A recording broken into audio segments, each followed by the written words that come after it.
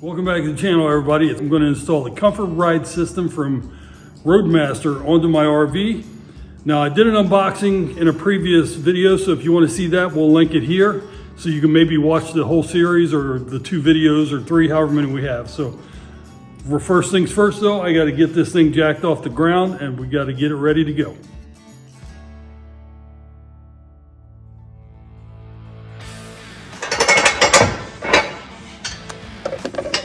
So I may have to come up a little further. Got it.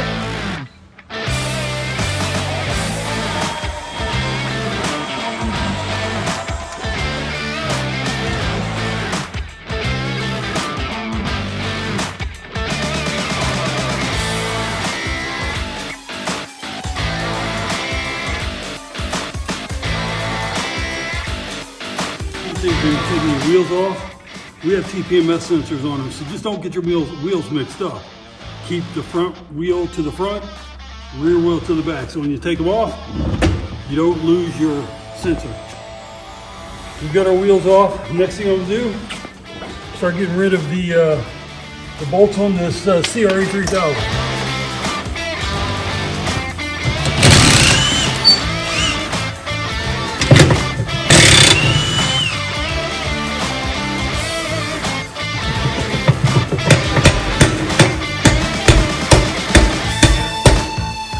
All right, we got our CRA 3000 out.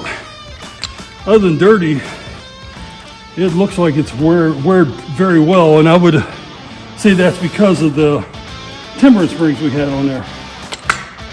All right, next is just get the U-bolts off for the suspension. And because of that, I got to do those by hand.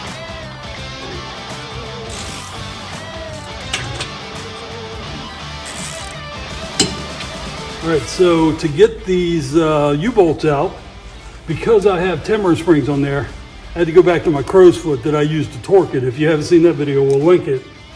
But you can't get a socket underneath it. So this is a little bit of a slow process, but nothing major. It is what it is.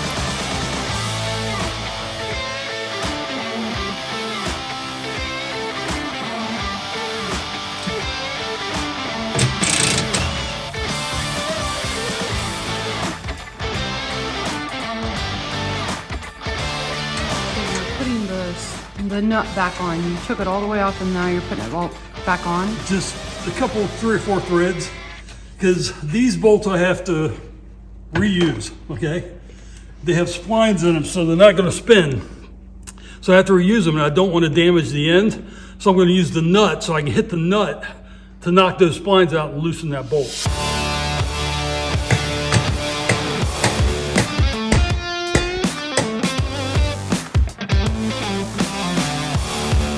All right, so this slipper spring box goes on the center of your 3 hangers. It's got a spacer that goes in the middle. It's pretty heavy. You've got to run the bolt through, then another washer and nut. So this is where an extra set of hands will come in handy. So I think what I'm going to do is I'm going to hold it up there, and when Joni, she's going to take the bolt, run it through as I put this spacer through. So let's see what we got. Josh, my name's Mike. I am installing the comfort ride system with the shocks. I'm at the point now where I'm trying to get the slipper spring on the center hanger, and my spacer that goes in the middle is too wide for the hanger to fit up inside the hanger. Okay, so yeah, that's not too much weight. It's just like My hanger has the V in there as well, to where it's for extra support. right, so you could even go down the spacer completely And that wouldn't void the warranty? down in there. Sure. All right, then that's really the only problem I see, because everything else should be fine. Or use the grind armors to grind off, cut off mules, grind it down to where it can slide in there. Okay. All right. Thanks for your help, Josh. Yeah, no problem. You have a good one. You too. Bye. Okay, so I just got off customer support with this. The issue we're having is this spacer is supposed to go down in between here, in between my hanger. Well, it's 1/8 of an inch maybe too long.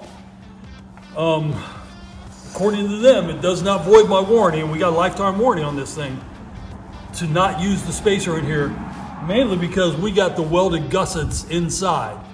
But you're not going to collapse this anyway. So we are going forward without using that spacer. Okay, so in the slipper spring box, I just got it tightened enough to hold it. It's not torqued. I got to drill 4 holes into the frame, and then we put self-tapping 3/8 bolts up into the frame to hold it vertically. Then I'll tighten down those bolts on the bolt on the center hanger and torque that as well. So.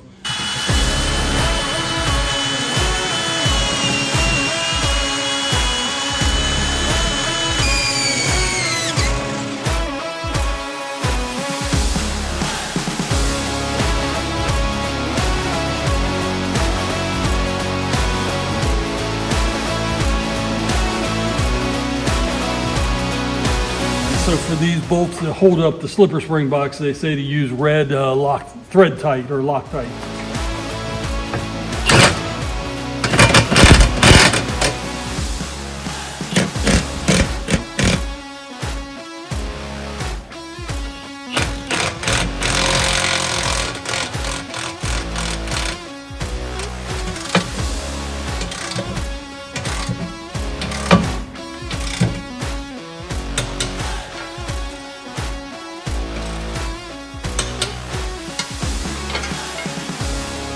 All right, y'all, so I'm getting ready to put the first spring on.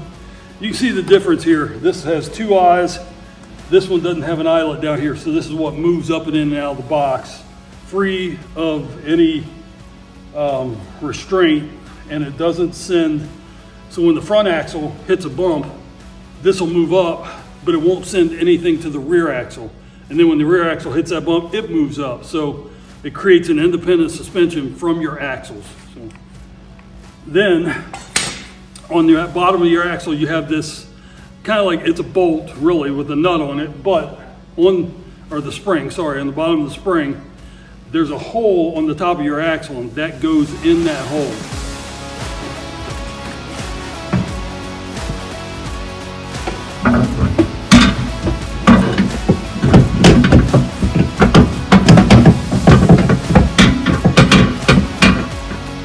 Bring the axle down just a hair. Okay, hold that right there. We'll get it down in there.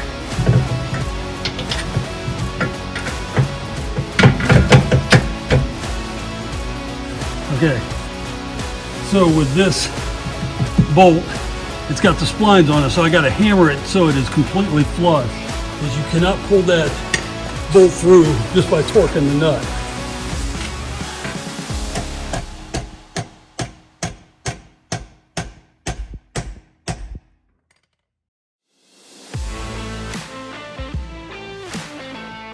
We've got the spring sitting on top of the axle. I've got that tightened but not torqued. This bolt's not torqued. Now it's time to put our U-bolts and this bracket on.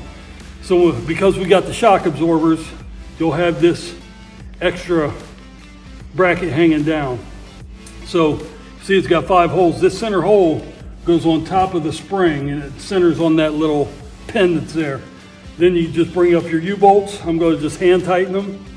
So that's going to be the chore right now, is trying to hold everything and get these U-bolts up in there.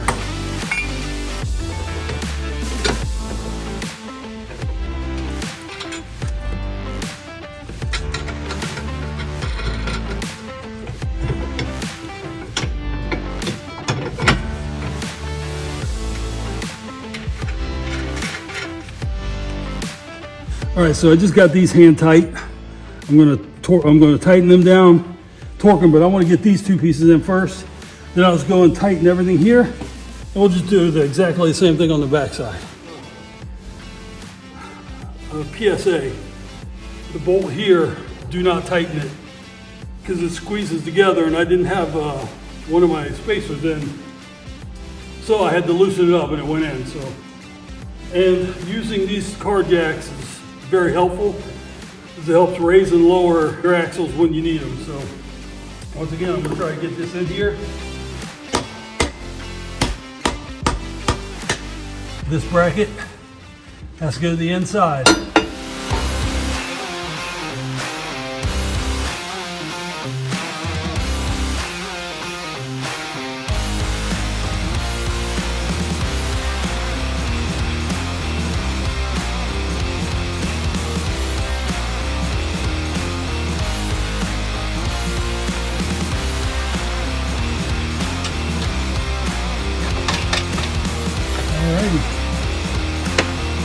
Now it's just a matter of tightening things down and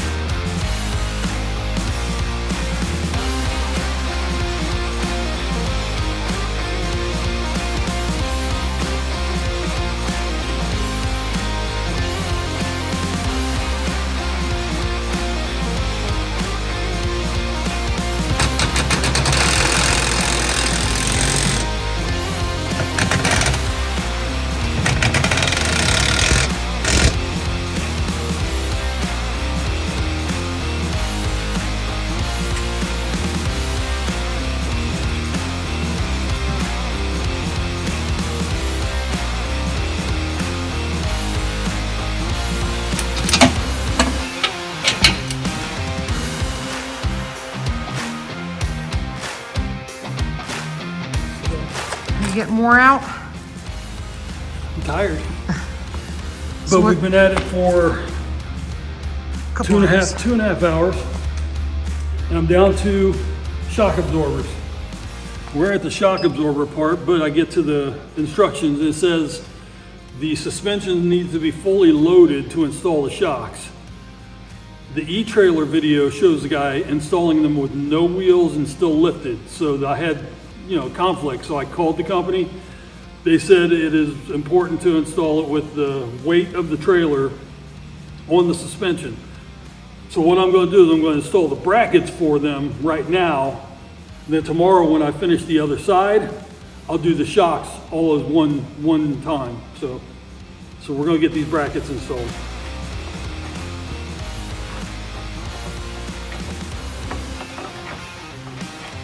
With this bracket, you've got 3 holes that are close together and then one way at the bottom.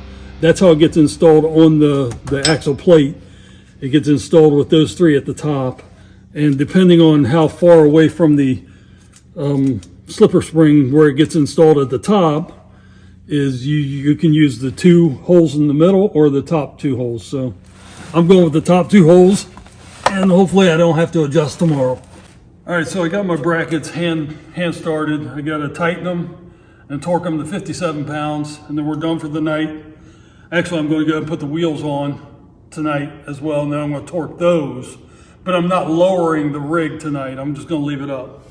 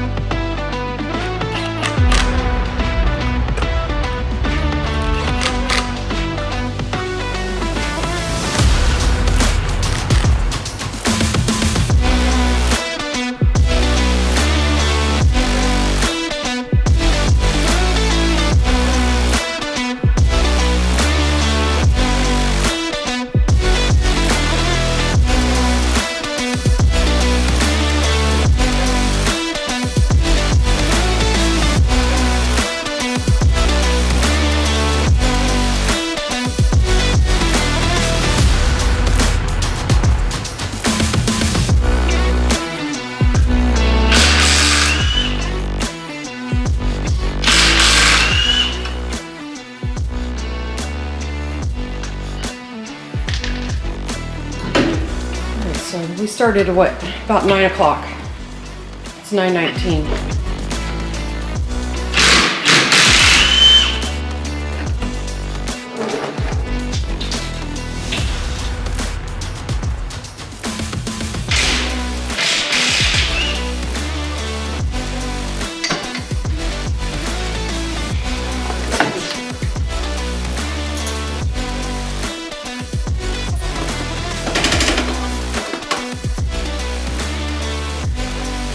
So the spring box is gonna go on next.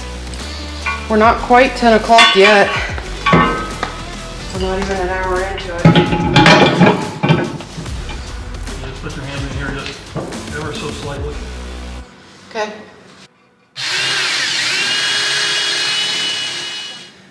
Is that man sparkles? Man sparkles. Okay, I'm gonna sweep that up.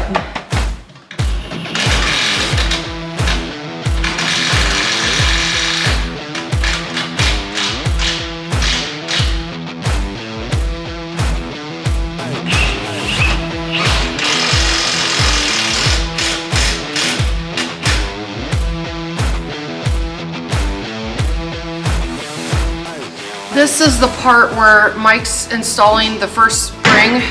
He's got the old ones off, putting the new ones on. We're about a little bit after 10 o'clock, so this is where an hour took us. Since we had experience from last night, it doesn't seem like it's taking as long this morning. It just seems like everything's going pretty smoothly compared to what it did yesterday, because we weren't really sure what we were doing. But now that we do know, this side's going really fast.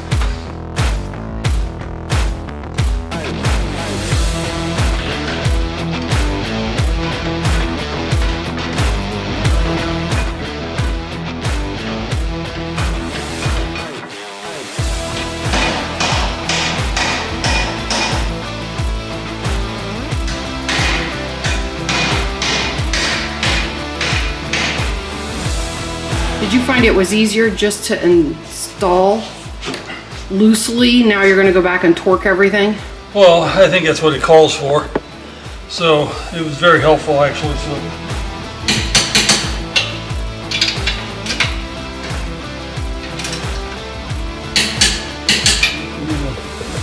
All right, so we're back to putting the tires on. It's about 11:30, almost 11:30, not quite. All right, so where we are now, we get everything done except the shocks. Now we got to lift it up, get the jack stands out, and put all the weight back on the suspension so I can install the shocks. The book says to install the shocks with the extension fully set with the weight of the camper. So that's where we're at now. We're going to go lift it up.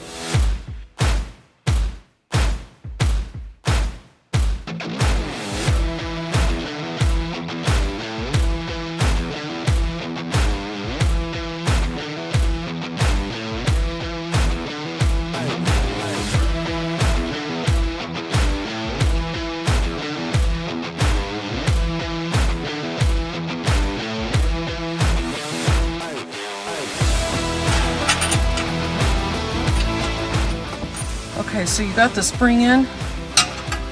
So we're just tightening up, or is that what we're doing? Yep. But I gotta barely get this one started because there's a wedge on the inside, like this one here. It's got to be flipped upside down, but the heavy side, of course, wants to fall to the bottom. So you gotta put some tension on it. Yeah, I gotta get it close, I guess.